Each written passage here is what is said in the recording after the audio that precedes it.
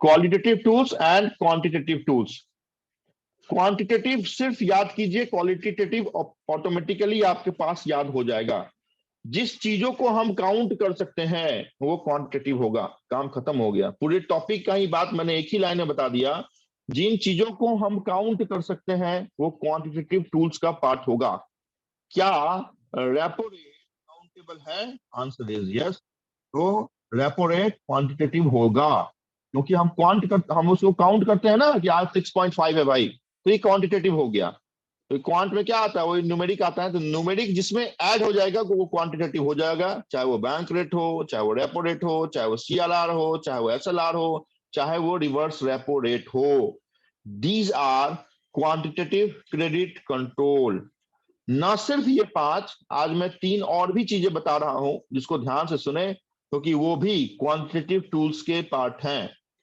Other than these 5 monetary tools, क्योंकि आज तक इन टूल्स को, अभी तक जो हमने पढ़ा वो मॉनिटरी के बच्चे को देख के हमने पढ़ा, लेकिन अब जो हम पढ़ेंगे तोड़ के हम पढ़ेंगे कि मॉनिटरी पॉलिसी का जो बेटा है वो क्वांटिटेटिव है, और क्वांटिटेटिव का जो बच्चा है वो आपका बैंक रेट है, रेपो रेट है, CRR, RBI reverse repo rate है। और इन 5 रेट्स के अलावा 3 रेट हमारे पास और भी है। वो रेट्स नहीं है बट क्वांटिटेटिव का टूल्स है।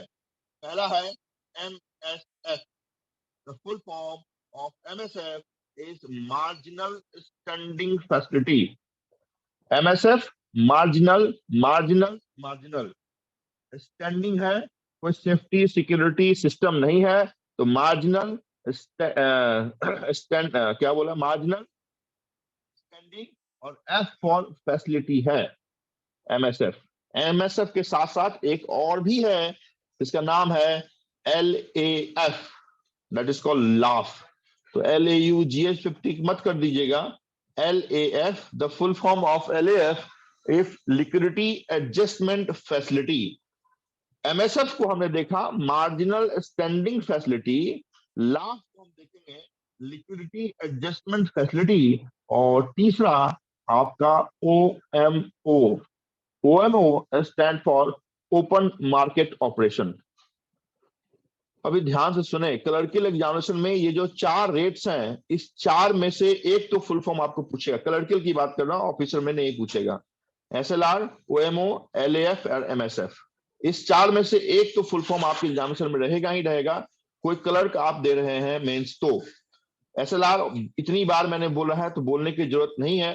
वो कौन सा है? Statutory liquidity ratio.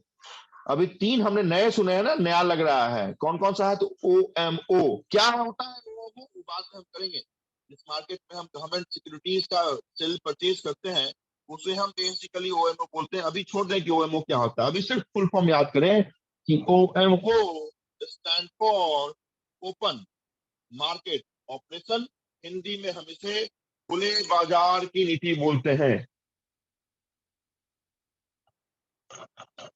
Open market operation, laugh liquidity adjustment facility, MSF marginal standing facility. तो ये जो 5 प्लस आज के नए हुए 3, ये हो गए 8। ये 8 आपको याद करना है। क्वांटिटेटिव मॉनिटरी टूल्स का ये पार्ट है, और ये मॉनिटरी पॉलिसी का पार्ट है।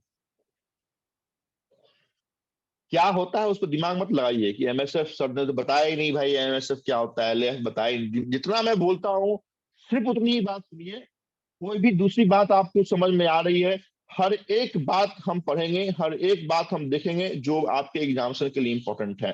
हाँ, कोई कंफ्यूजन है कि सर MSF बता ही दीजिए, तो बताऊंगा। ऐसे MSF तो आज मुझे बताना ही है, लेकिन जितनी बात मैं बोलता हूँ सिर्फ उतनी बात को सुन के रखिए, सिर्फ उतनी बात याद कर रखिए, भविष्य उज्जवल होगा।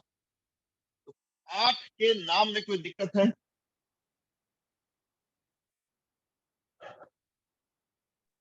No sir. वर्षा, तावले, वर्षा आवाज आ रही है?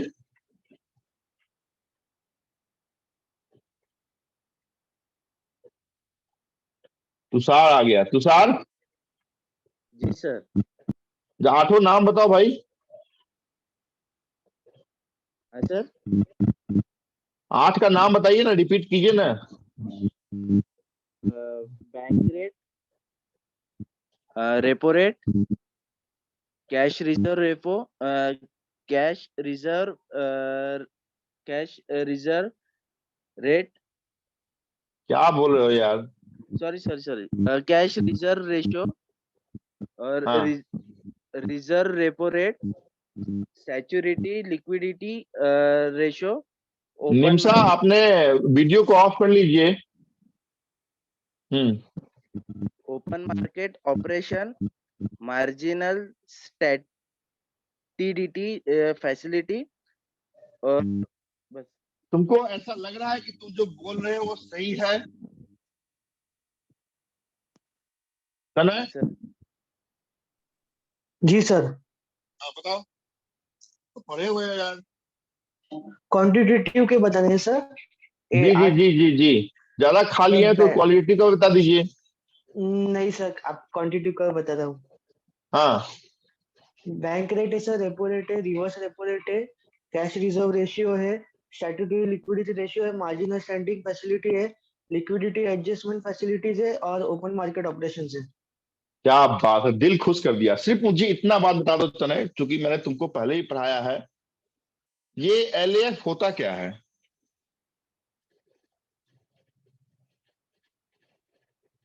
सर लिक्विडिटी एलएफ सर मालूम याद नहीं आ रहा है सर अभी। ये एमएसएफ क्या होता है वही बता दो। बाकी से एमएलएफ मैं नहीं पूछ सकता हूँ क्योंकि बाकी लोगों को नहीं पढ़ाया बोरोइंग मैंने। विंडो है सर। हाँ, एमएसएफ बोरोइंग विंडो है, इंटर्न इमरजेंसी के टाइम यूज होता है सर। हाँ तो इमरजेंसी आर कब आएगी? जब अटैक होगा कोई इमरजेंसी पाकिस्तान जब का तब? नहीं नहीं, जब बैंक ये हो जाएगी सर, क्या बोलते हैं उसको, हम्म, सर वर्ड याद नहीं आ रहा। जब बैंक बैंक दिवालिया हो जाएगी तब? गरीब हो जाएगी तब सर। गरीब हो जाएगी तब? हाँ। अरे गरीब कब होगा वो तो बताओ। क्या बोले सर? बैंक कब गरीब होगा? जब उसके फंड खत्म हो जाएंगे सर। तो गरीब बोलेंगे या दिवालिया बोलेंगे, इंसॉल्वेंसी दिवालिया बोलेंगे? सर, इंसॉल्वेंसी बराबर सर। अच्छा, इंसॉल्वेंसी के समय एमएसएफ का यूज होता है, वेरी गुड। और डी के ये डीआईसीजीसी कब आता है रोल में से? सर वो भी उसी टाइम आता है सर। तब उसी टाइम में आता है जिस टाइम में बैंक दिवालिया और गरीब हो जाती है। नहीं सर, बैंक हाँ? डीआईसीजीसी जब दिवालिया देखो, होता है तब आती है। बाकी के लोग तो नए हैं, 1-2 क्लास हुआ है, उनके लिए तो क्षमा योग्य है, लेकिन तुम लोगों के लिए क्षमा योग्य नहीं है ये चीजें। हैं? डीआईसीजीसी जी की सर। बात तुम ऐसे में लाके मुझे लपेटने की कोशिश कर रहे हो। अरे भाई, जो आप बोल रहे हैं ना, नहीं सर। वो फंक्शन है डीआईसीजीसी का, deposit insurance credit guarantee corporation of India, जिसमें 5 लाख रुपए तक का इंश्योरेंस मिलता है। चलो ज्यादा मत बोलो। चलिए, क्वांटिटेटिव का समझ में आया कि there are 8 tools of quantitative monetary policy which are as follows, that is bank rate, repo rate, reverse repo rate, CRR, SLR, OMO, open market operation, MSF, marginal standing facility, and last but not the least is LAF, liquidity adjustment facility. अभी इसके दूसरे side में आपका आता है qualitative credit control, बहुत important है। और जनरली बड़ी एग्जामिनेशन के लिए, जो भी ऑफिसर ग्रेडर की एग्जामिनेशन होगी, वहीं पे आपसे ये चीजें आपसे पूछे जाती हैं कि क्वालिटेटिव क्रेडिट कंट्रोल में कौन से आते हैं या क्वांटिटेटिव क्रेडिट कंट्रोल में कौन से नहीं आते हैं। ऐसे आपसे पूछा जाएगा कौन सा आते हैं और कौन सा नहीं आता है। क्वेश्चन पूछा जाएगा, which of the following is not the part of RBI quantitative credit control policy, है ना? तो अभी देखिए आपका कंफ्यूजन दूर कैसे होगा। तो अभी तक तो आपने क्वांटिटेटिव को समझ लिया, अभी क्वालिटी को समझिए। बैंकों की क्वालिटी बनाए रखने की भी जिम्मेदारी आरबीआई की ही है, नहीं तो सब तो जाएंगे स्टेट बैंक के पास ही। क्यों कोई जाएगा आपके एचडीएफसी बैंक के पास, आईसीआईसीआई बैंक के पास, इंडियन पोस्ट पेमेंट बैंक के पास? जाएगा ही नहीं। तो बैंकों की क्वालिटी बनाना आरबीआई का काम है। इस कारण से आरबीआई कुछ ऐसी पॉलिसीज निकालती है, कुछ ऐसी पेनल्टीज लगाती है जो तमाम बैंकों पे सेम हो। आप किसी बैंक में जाएंगे, आप एसबीआई में जाएंगे, मुझे बोलेंगे, आप किसी को बोलेंगे कि मुझे होम लोन चाहिए, मेरा घर 10 करोड़ का है, तो हो सकता है कि एसबीआई वाले बोलने कि सर इतना बड़ा तो हम फंडिंग करते नहीं, हम 8 करोड़ करेंगे। लेकिन आप एचडीएफसी बैंक के पास जाएंगे तो आप बोलेंगे सर मुझे 10 करोड़ रुपए चाहिए। तो क्या एचडीएफसी बैंक वाला आपको 10 करोड़ रुपए दे सकता है? नहीं दे सकता है, क्योंकि इसकी एक क्या होती है ना, एक बेंचमार्क बनी हुई होती है, किसको देना है, कितना देना है, मार्जिन कितना लेना है, ईएमआई कितना लेना है, टर्म कितना देना है। ये सारी कहानी आरबीआई ही निर्धारित करती है, कोई बैंक निर्धारित नहीं कर सकता है। आप किसी भी बैंक में चले जाएं, आप बोले मुझे कार लोन चाहिए, कोई भी बैंक आपको 7 साल से ज्यादा के लिए कार लोन नहीं देगा, कोई भी बैंक हो इंडिया की। क्यों? क्योंकि ये 7 साल का जो बेंच मार्क है ये आरबीआई ने बना के रखा है। आप किसी भी बैंक में चले जाएं, आप बोल रहे हैं कि मुझे कार लोन चाहिए, तो बोलेगा कि हम 90% ही फाइनेंस करेंगे, 10% आपको खुद का लगाना पड़ेगा। क्यों बोलता है ये कि आपको मार्जिन देना पड़ेगा, डाउन पेमेंट आपको 10% देना पड़ेगा? क्योंकि आरबीआई ने बोला है कि हमें मार्जिन लेना है ना। कोई बोलेगा कि हम हमें 30 साल से ज्यादा 35 साल के लिए, मैं बोलूंगा कि मेरी एज अभी 25 ईयर्स है, मुझे 40 साल के लिए होम लोन दे दो, क्या दे सकता है कोई बैंक? आंसर इज नो, क्योंकि maximum tenure of home loan is 30 years. इधर 30 ईयर्स पहले कंप्लीट हो जाए या फिर आपकी एज 70 कंप्लीट हो जाए। तो ये सब जो बेंचमार्क है ना, ये बेंचमार्क बैंकों में एक पैरेललिटी, एटपार बनाने की कोशिश है। और इसी एटपार बनाने की कोशिश में हम बैंकों के क्वालिटी को बनाए रखने के लिए आरबीआई मॉनेटरी पॉलिसी के अंदर क्वालिटेटिव क्रेडिट कंट्रोल पॉलिसी के नाम से कुछ पॉलिसी निकालती है, जिसमें से पहला है क्रेडिट रिस्किंग। क्रेडिट रिस्किंग का मतलब है, एक ही वर्ड बता रहा हूं मैंने, जब आपको डेस्कटॉप पे लेके चलूंगा हो सकता है उसमें 5-6 लाइन लिखा हो। क्रेडिट रिस्किंग का एक ही मतलब है फिक्सिंग ऑफ अपर लिमिट। हम किसी भी लोन में मैक्सिमम कितना दे सकते हैं, चाहे वो एसएमई हो गया, मुद्रा हो गया, होम लोन हो गया, कार लोन हो गया, कोई भी लोन हो गया, एमएसएमई लोन हो गया, एसएचजी लोन हो गया, तो हम उसमें मैक्सिमम कितना दे सकते हैं, ये आपके क्रेडिट रिस्निंग के अंदर आता है। रिस्निंग का मतलब है बेंचमार्क फिक्स कर देना, दैट इज कॉल्ड क्रेडिट रिस्निंग। ये क्वालिटेटिव है। Second is margin requirement. मैंने पहला जो क्वालिटेटिव कंट्रोल का टूल्स बताया उसका नाम दिया हमने क्रेडिट रिस्निंग। दूसरा नाम दे रहा हूं credit margin requirement. Margin requirement आप समझ गए कि कार लोन में 10% आपको अपने जेब से लगाना है, 90% of owner of vehicle he bank आपको फाइनेंस करेगी। कोई भी लोन हो उसमें आपको कितना मार्जिन लगाना है ये आरबीआई तय करती है, कितना मार्जिन लगाना है। तो ये हो गया क्रेडिट कौन सा, margin. Third is PCA. PCA का फुल फॉर्म बहुत इंपॉर्टेंट है। आप बार बार देखते हैं कि आरबीआई उस बैंक को इतने रुपए से पेनल्टी लगाया है केवाईसी का नॉर्म्स नहीं फॉलो करने के लिए या मनी लॉन्ड्रिंग का नॉर्म्स फॉलो नहीं करने के लिए। तो पीसीए क्या है? पीसीए एक टाइप की पेनल्टी है जिसको हम प्रॉम्प्ट करेक्टिव एक्शन कहते हैं। तो कोई एक्शन बोले या पीसीए बोले, तो पीसीए क्या है? Prompt corrective action. पीसीए कौन लगा सकता है? Only answer is RBI. RBI ही बैंकों के ऊपर पीसीए जैसा एक्शन फिक्स कर सकती है, that is prompt corrective action. तो 3 आपने जाना है। पहला, भाई हम सब चीज बता रहे हैं, सब चीज बताने के बाद भी अगर बैंक वो चीज नहीं करेगी तो जैसे गार्डियन हमारे ऊपर पेनल्टी लगाते हैं, वैसे ही आरबीआई एक गार्डियन है बैंकों की, तो वो पेनल्टी लगाएगी। उस पेनल्टी लगाने का जो टर्म है उसको हम बोलते हैं PCA, that is prompt corrective action. कितना मार्जिन हम ले सकते हैं कौन से सेगमेंट ऑफ लोन में, that is margin requirement. Third is कितना मैक्सिमम अपर लिमिट हमें कौन से लोन में देना है, मुद्रा में हमें कितना अपर लिमिट देना है। तो गवर्नमेंट ऑफ इंडिया ही बोलती है कि शिशु किशोर तरुण के अंदर हम 10 लाख रुपए से ज्यादा नहीं देंगे। तो किसी भी बैंक में जाएंगे तो वो credit risking fixing of upper limit आपको सेम दिखेगा।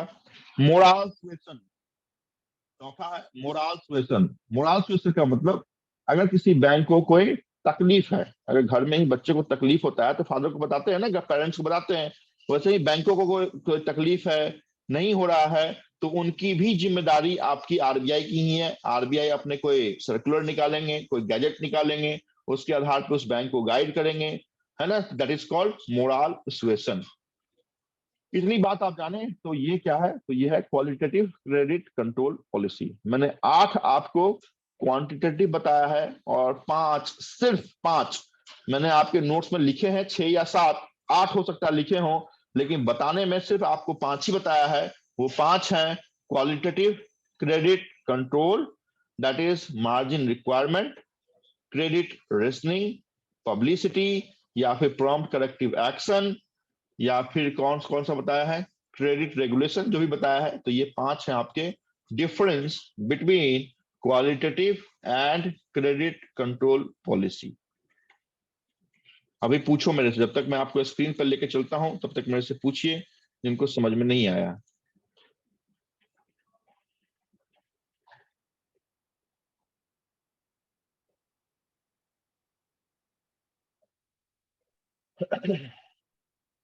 सर बोलिए। सर ये MFS का इटॉल पर एक्सप्लेन कीजिए ना। कौन सा एमएसएफ ना? Yes sir.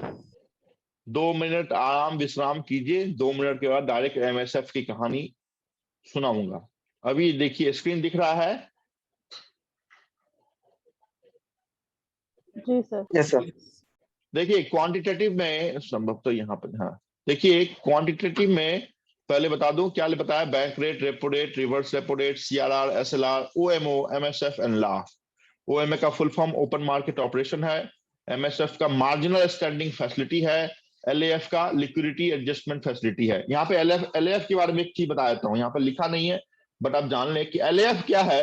एलएएफ का जो बच्चा है ना, बच्चे का नाम है रेपो और रिवर्स रेपो।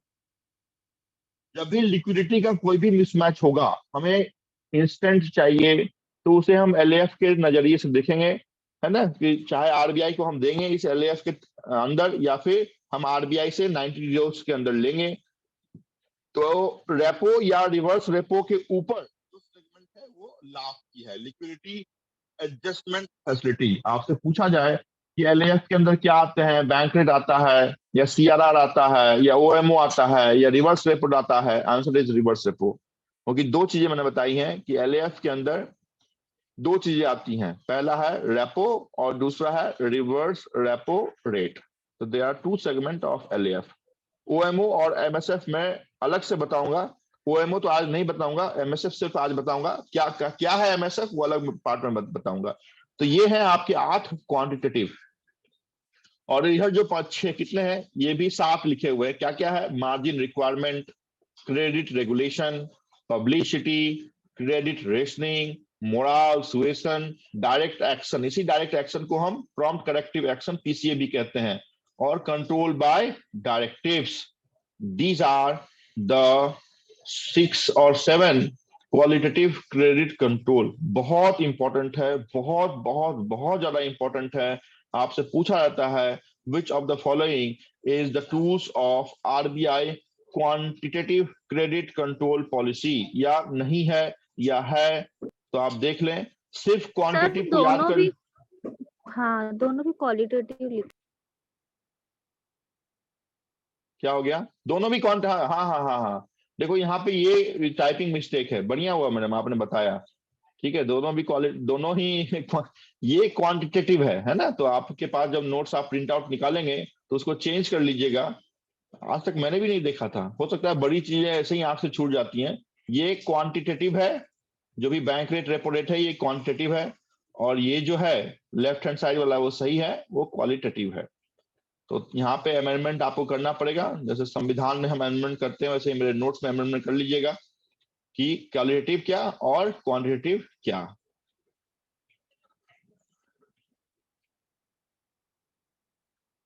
अभी देखें इन चीजों को, जो भी मैंने आपको बोला है वो हमने यहां पे लिख के आपको दे दिया है।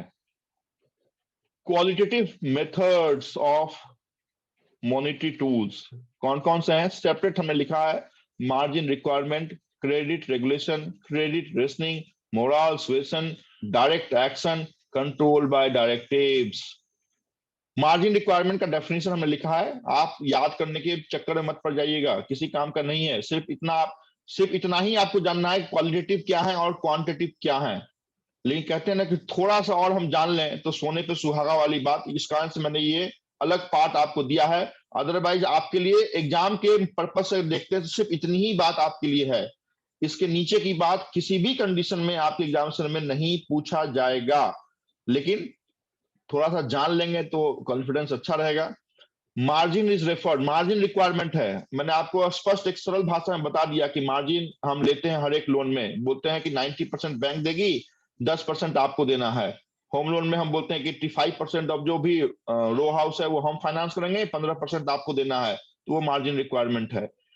क्रेडिट रेगुलेशन हमने क्या लिखा है, in this instrument consumer credit supply is regulated through their instalment. Instalment कितना होगा, लोन का ड्यूरेशन कितना होगा, डाउन पेमेंट कितना करना पड़ेगा, इंस्टॉलमेंट का अमाउंट कितना करना पड़ेगा, तो ये क्रेडिट रेगुलेशन है। आरबीआई रेगुलेट करती है और आरबीआई ही फिक्स करती है कि कितना कितना कौन सी चीजें होंगी, that is credit regulation. Third is rationing of credit. क्या है, RBI fix a credit amount to be granted for commercial bank. कौन से लोन में हम मैक्सिमम कितना लोन दे सकते हैं, upper limit, that is called rationing of credit. Next, moral suasion. क्या है मोरल सुएशन, मतलब मोरली बूस्टअप करना। आप एक दो सिलेक्शन नहीं हुआ तो मोरली डाउन हो जाते हैं ना, तो हमारी जिम्मेदारी आपको बूस्टअप करना। तो वैसे ही आरबीआई की जिम्मेदारी है बैंकों को बूस्टअप करना। Moral suasion refers to the suggestions to commercial bank from Reserve Bank of India that helps in restraining for inflammatory period. RBI implies pressure on the Indian banking system without taking this strict action compliance with the rules. इतना छोड़ दीजिए, आप सिर्फ जानिए कि moral suasion, RBI Morli है ना चीजें निकाल के आपके बैंकों को हेल्प करती है। Direct action, under the Banking Regulation Act, the central bank has the authority to take strict action against any of the commercial bank that refuse to obey the directions given by Reserve Bank of India. अगर कोई bank कोई भी instruction RBI के follow नहीं करता है, आप फटे नोट लेके जाते हैं, एक्सचेंज नहीं होता है, आप अकाउंट ओपनिंग करने जाते हैं नहीं होता है, तो आरबीआई बोलती है कि करना है, कोई बैंक नहीं करता है तो आरबीआई उसके ऊपर एक्शन लेगी, जिसको हम डायरेक्ट एक्शन या प्रॉम्प्ट करेक्टिव एक्शन पीसीए बोलते हैं। नेक्स्ट क्या है, कंट्रोल बाय डायरेक्टिव्स। तो कंट्रोल बाय डायरेक्टिव क्या है, मतलब सर्कुलर निकालना है ना। आरबीआई की मास्टर सर्कुलर होती है, केवाईसी की अलग मास्टर सर्कुलर होगी, है ना, एएमएल सीएफटी की अलग मास्टर सर्कुलर होगी, फेक नोट कर फेक करेंसी की अलग मास्टर सर्कुलर होगी। तो ये वो है जो आपके क्वालिटेटिव और क्वांटिटेटिव के नजरिए में आते हैं। क्लियर?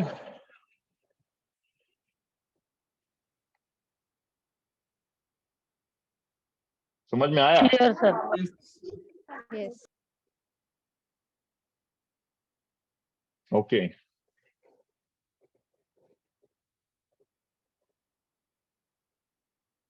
एक ने पूछा कि सर एमएसएफ क्या है वो बताइए। एमएसएफ का फुल फॉर्म जान लीजिए कि एमएसएफ का फुल फॉर्म क्या है। MSF stand for marginal standing facility. मैंने इससे पहले आपको बताया है कि अगर बैंकों में पैसे की जरूरत होती है तो आरबीआई देती है।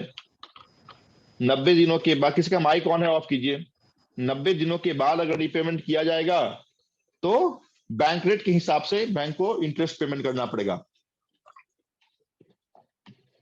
90 दिनों के अंदर कोई बैंक अगर आरबीआई के लिए हुए पैसे को वापस कर देता है तो जो रेपो रेट का है 6.5, उसके तहत इंटरेस्ट पेमेंट करना पड़ेगा। लेकिन एचडीएफसी बैंक 15वें दिन जब बाय मंथली पॉलिसी उसको अपडेट करनी थी, सीआरआर और एसएलआर अपडेट करनी थी, तो 14वें तारीख को 14th डे को शाम में ये मालूम चला कि मेरे पास 6000 करोड़ रुपए और होने चाहिए। मार्केट में तो हजारों करोड़ रुपए उसके क्या है, तो लैंडिंग में दिए हुए हैं। लेकिन आरबीआई के पास चूंकि एनडीटीएल उसका बढ़ गया, डिपॉजिट उसका बढ़ गया, तो उसको क्योंकि 15th को तो उसको अपडेट करना ही है, नहीं तो आरबीआई पेनल्टी लगा देगी। तो 14th के नाइट में पता चला उसको कि हमें 6000 करोड़ कल वापस मॉर्निंग में चाहिए ही, जो कि सीआरआर आरबीआई को हमें भेजना है, 6000 करोड़ हमें भेजना है, और एचडीएफसी बैंक के पास पैसे ही नहीं है। उस कंडीशन में एचडीएफसी बैंक ओवरनाइट बोरो करेगी आरबीआई से। अभी तक आपने 90+ की कहानी देखी, 90 बिलो की कहानी देखी, अभी सिर्फ उतनी ही कहानी देखिए जो 24 घंटे के लिए हो रहा है, ओवरनाइट के लिए हो रहा है, वन डे पर्पस के लिए हो रहा है, और इसी रेट को हम MSF के नाम से जानते हैं। The rate at which RBI borrow money, the rate at which RBI lends money to other bank for overnight purpose 24 hours called MSF। समझ में आया? सर एक बार वापस से एक्सप्लेन कीजिए। मुझे अभी एक्सप्लेन नहीं करना है, आप मुझे ये बताइए कि बैंक रेट क्या होता है, आराम से बताओ।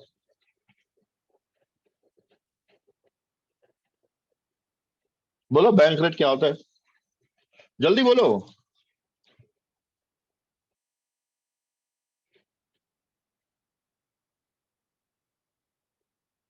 किसने पूछा था? एक बार सर रिपीट कर दीजिए।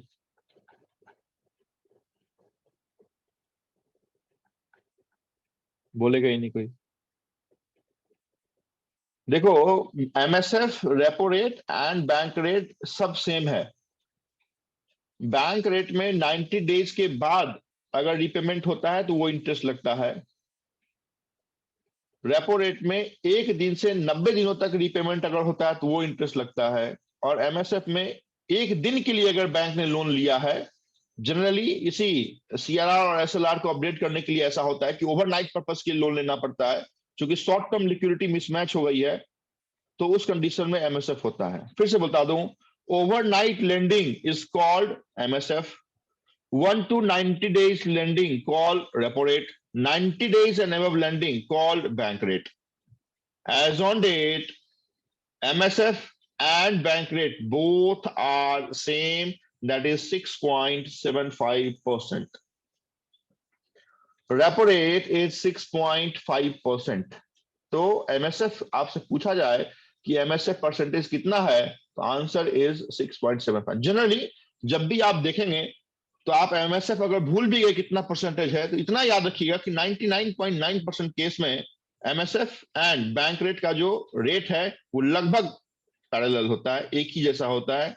अगर याद ना हो तो ही इस कंडीशन में आप ऐसा टिक मार्क कीजिएगा, अदरवाइज आपको कहां से देखना है, rbi.org.in पे आपको देखना है। As on date MSF is 6.75% as similar to bank rate. अभी बताओ MSF किसको नहीं समझ? अभिषेक भाई समझ में आया? उपाध्याय साहब यस सर, समझा। बताइए, जरा समझाइए जनता को। सर MFS जो है उसका फुल क्या क्या फॉर्म है क्या आपने, हाँ क्या आपने बोला है वो short term M? Sir MFS। अच्छा, sir marginal standing facility sir, वो सर वो इस समय पे 6.75% है सर। जैसा HDFC जो है सर, वो अदर उसके पास मीन्स ठीक है, वो HDFC ठीक है, अभी समझ गए। अभी अंतर जाने कि MSF और रेपो रेट या फिर बैंक रेट में क्या अंतर है। एक बहुत इंपॉर्टेंट चीज बताता हूं। बैंक में जब टाइप्स ऑफ बैंक बताऊंगा तो वहां पे बताऊंगा कि कौन सी बैंक क्या, मर्चेंट बैंक क्या है, शेड्यूल बैंक क्या है, नॉन शेड्यूल बैंक क्या है। अभी आप जाने कि जितने भी कमर्शियल बैंक ओपन हुए हैं उन सभी को लाइसेंस RBI ने दिया है। इस कारण से उन सभी को लोन देने की जवाबदेही भी ही RBI की ही है, और लोन देने के लिए हम रेपो रेट या फिर बैंक रेट का विंडो यूज करते हैं। लेकिन वैसी बैंक जो नॉन शेड्यूल बैंक के कैटेगरी में आती है, अभी आप बोलेंगे सर शेड्यूल बैंक क्या होता है, तो शेड्यूल बैंक के बारे में सिर्फ एक ही बात आप याद रखें, the bank which follow RBI act 1934, जिसके तहत हमने RBI का एस्टेब्लिशमेंट किया था। फिर से बोलता हूं, शेड्यूल कमर्शियल बैंक हम उन बैंकों को बोलते हैं जो बैंक आपके RBI एक्ट 1934 के शेड्यूल नंबर 2 को फॉलो करती है। शेड्यूल नंबर 2 में क्या है, ये टाइप्स ऑफ बैंक में हम देखेंगे। The bank which follow RBI act 1934 schedule number 2 are schedule commercial bank, और जो बैंक इसको फॉलो नहीं करेगी वो नॉन शेड्यूल कमर्शियल बैंक होगी।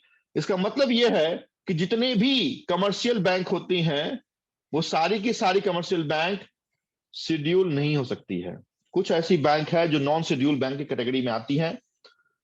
बड़ी बात बोल रहा हूं, ऑफिसर लेवल की बात बोल रहा हूं, क्योंकि ऑफिसर लेवल में ही आपसे ऐसे क्वेश्चन पूछे जाते हैं कि एमएसएफ और रेपो रेट में या बैंक रेट में अंतर क्या होता है। तो अंतर यह होता है कि एमएसएफ के अंदर आरबीआई सिर्फ उन्हें लोन देती है ओवरनाइट के लिए जो शेड्यूल कमर्शियल बैंक है। बैंक रेट रेपो रेट के अंदर आरबीआई उन सारे बैंकों को लोन देगी जिसको उसने लाइसेंस दिया है। मालूम नहीं चला, फिर से बोलता हूं, एमएसएफ में आरबीआई सिर्फ शेड्यूल कमर्शियल बैंक को ही ओवरनाइट के पर्पस के लिए लोन देगी। बैंक रेट रेपो रेट में ऐसा नहीं है। जो भी बैंक आरबीआई ने खोले हैं अपने लाइसेंस देने के बाद उसको आरबीआई बैंक रेट या रेपो रेट के तहत पैसा देगी। बट शेड्यूल बैंक के लिए एमएसएफ का विंडो भी ओपन है। ओवरनाइट का पर्पस हमें सॉल्व करना है तो हमें आपके इस एमएसएफ का विंडो ओपन करके रखना पड़ेगा। ये है आपके difference between MSF and bank rate या रेपो रेट। डिफरेंस एक और भी है, वो ये है कि जो भी हम बैंक रेट या फिर रेपो रेट से लोन लेते हैं उसके एवज में आरबीआई के पास बैंकों को कहते हैं ना जब्ती रखना पड़ता है। जैसे कहते हैं ना कोई होम लोन हमने लिया तो हमें मॉर्गेज रखना पड़ता है, किसान लोन लिया तो हमने हाइपोथिकेशन ऑफ स्टैंडिंग क्रॉप्स रखना पड़ता है, कार लोन लिया है तो गाड़ी आपकी hypothecated to so and so bank रहेगी। तो दी आर सम सिक्योरिटीज, चाहे उसको हम मॉर्गेज बोले, हाइपोथिकेशन बोले, लीन बोले, असाइनमेंट बोले, प्लेज बोले, these are some different loan securities. Bank rate और रेपो रेट में बैंकों को आरबीआई के पास कोलेटरल रखना पड़ता है, that is called attachment, collateral रखना पड़ता है।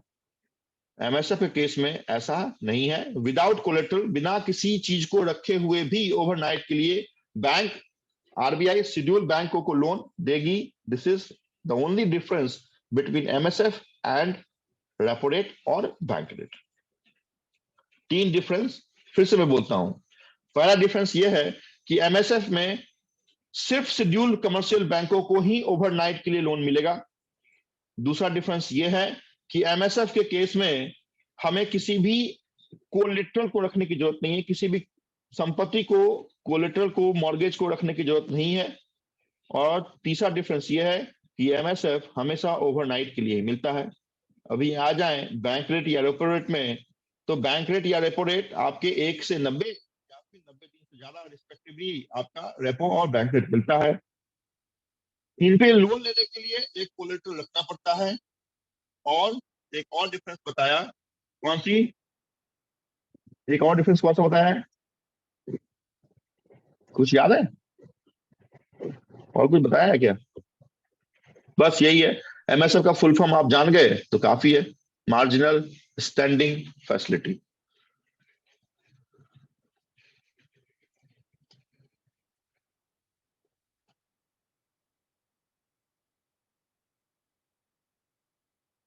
जनरली एमएसएफ समझ में नहीं आता है, कितना भी आप पढ़ेंगे एमएसएफ क्या है ये समझ में आपको नहीं आएगा। स्पष्ट, बहुत क्लियर मैंने आपके इस नोट्स में लिख के दे दिया है कि एमएसएफ क्या है और बैंक रेट क्या है। तो यहाँ बैंक रेट बोले या रेपो रेट बोले, क्योंकि बैंक और रेपो रेट आप समझ गए तो मीनिंग देख ले।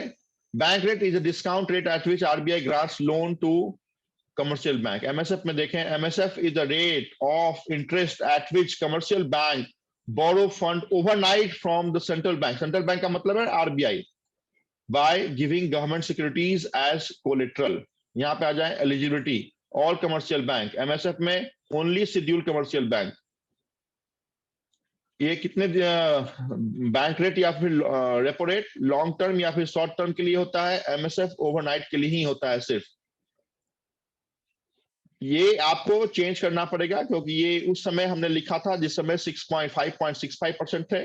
आज के डेट में हमने बताया है चूंकि बैंक रेट 6.75% है तो एमएसएफ भी 6.75% हो गए हैं।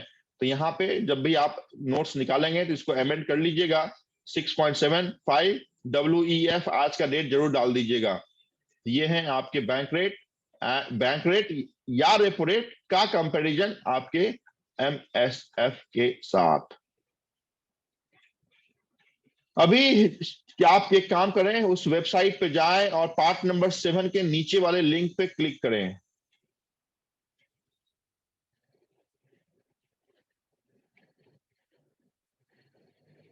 देखिए कहाँ पे जाना है, जो नए स्टूडेंट है मैं बता देता हूँ।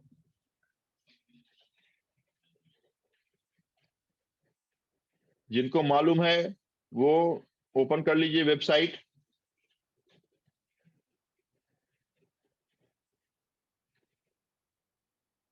आवाज जा रही है मेरी? जी सर। हाँ, पार्ट नंबर 7 पे जाइए। टेस्ट देने के बाद मैंने आज 4 पार्ट आपको पढ़ाए हैं, चारों पार्ट के आपके पासवर्ड शेयर करता हूं, लेकिन पहले पार्ट नंबर 7 पे आप जाएं।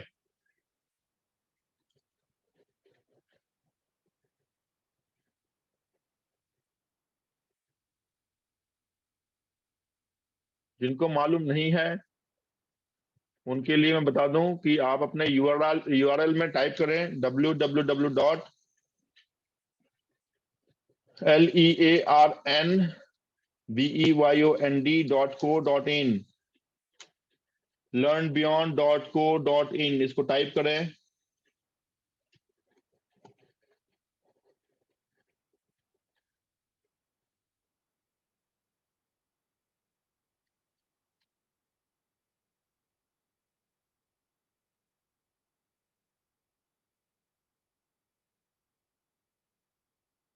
अरे ओपन हो रहा है क्या? यस। हाँ, आपके पास ये इंटरफेस ओपन होगा। इसके आप मोबाइल में ओपन कर रहे हैं तो राइट हैंड साइड टॉप में मेन्यू है, उसमें नोटिफिकेशन के पेज पे जाइएगा। अगर लैपटॉप पे ओपन किया है तो यहीं पे आपको दिखेगा फ्रंट में ही नोटिफिकेशन। मोबाइल पे ओपन किया है तो मेनू में जाके राइट हैंड साइड टॉप में आपका 2 3 4 लाइनें हैं, वो मेनू बार है, उसमें जाएंगे तो नोटिफिकेशन के पेज में आप जाएंगे। learnbeyond.co.in के नोटिफिकेशन के पेज में जाएं। आपके बहुत सारे दिख रहे हैं नंबर, तो उसमें डायरेक्ट 14th नंबर पेज पे जाइएगा और फिर प्रीवियस कीजिएगा, 13 पे आप आ जाएंगे। ये है आपके 7 नंबर, लिखा है बैंक रेट वर्सेस एमएसएफ। इसको क्लिक कीजिए।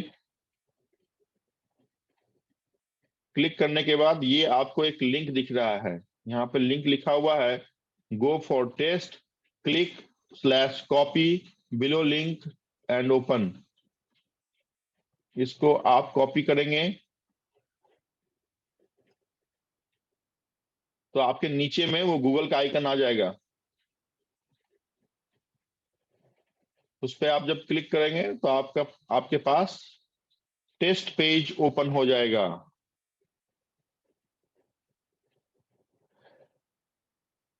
ये टेस्ट पेज आपका ओपन हो गया। किसी का ओपन होगा तो मेरे को बताओ, और जिसको नहीं समझ में आ रहा है मेरे से पूछिए। हाँ टेस्ट हुआ। अभी देना है। हुआ सर मेरा। अगर हुआ है तो ध्यान से, 25 क्वेश्चन है, 10 मिनट का मैं टाइम देता हूं, 12 मिनट का मैं टाइम देता हूं। ध्यान से क्वेश्चन को पढ़िए, दिमाग लगाइए, सोचिए, और फिर देखिए इसको। सबसे लास्ट में आप जब डालेंगे तो यहाँ पे सबमिट का ऑप्शन है। सबमिट आप जब करेंगे तो नेक्स्ट पेज में व्यू स्कोर आपको दिखेगा, उस पर क्लिक करेंगे तो आपके मार्क्स आपको दिख जाएंगे। सर पासवर्ड क्या बताए थे आप? मैडम पासवर्ड नहीं है, पीडीएफ सर को लिंक डाउनलोड नहीं कॉपी करना करने है। के बाद लिंक को कॉपी कीजिए, गूगल का विंडो आपको नीचे दिखेगा, उसमें नाम डालिए। सपोज मैंने ओके। नाम डाला कुणाल, ब्रांच या सिटी डालिए, जो भी ब्रांच है आपकी, मान लीजिए घाटकोपर। मोबाइल नंबर डाल दीजिए जो भी है। Have you subscribe learn beyond, ठीक है, वो यस कर दीजिए। उसके बाद क्वेश्चन आपके शुरू हो गए, है ना। मैं कोई सा भी डालता हूं, आपको दिखाता हूं। सर सर ये कौन से पेज नंबर पे एमएसएफ का? 7 सर वो लिंक तो कॉपी किया सर, अब क्या करना है सर? लिंक को कॉपी कीजिए ना, देखिए नीचे में गूगल का आइकन आपको दिख रहा होगा अभी। नहीं सर, नहीं दिख रहा है। बाकी लोगों का ओपन हो रहा है। हाँ हो रहा है। हाँ सर। फिर उस लिंक को कॉपी करके यूआरएल में डाल दो, खुल जाएगा। देखिए इतना मैंने कॉपी करके सबमिट कर दिया। एक बार अपने स्क्रीन को देख लीजिए कहाँ पे आपके मार्क्स दिखेंगे। ये आपका सबमिट हो गया। यहाँ पे व्यू स्कोर का रेड बटन है, इसको क्लिक करेंगे तो देखिए आपके मार्क्स आपको दिखेंगे। देखिए आपके मेरे मार्क्स कितने आए, मुझे कुछ नहीं आता है, कुछ भी मैंने डाला तो भी 8 मार्क्स आ गए हैं। तो आपके तो 25 बाय 25 आने चाहिए। यहाँ पे आपको मार्क्स दिखेंगे सबसे टॉप राइट में 8/25, और उसके बाद दिखेगा गलत कहाँ किया या फिर सही कहाँ किया आपने। चलिए डालिए।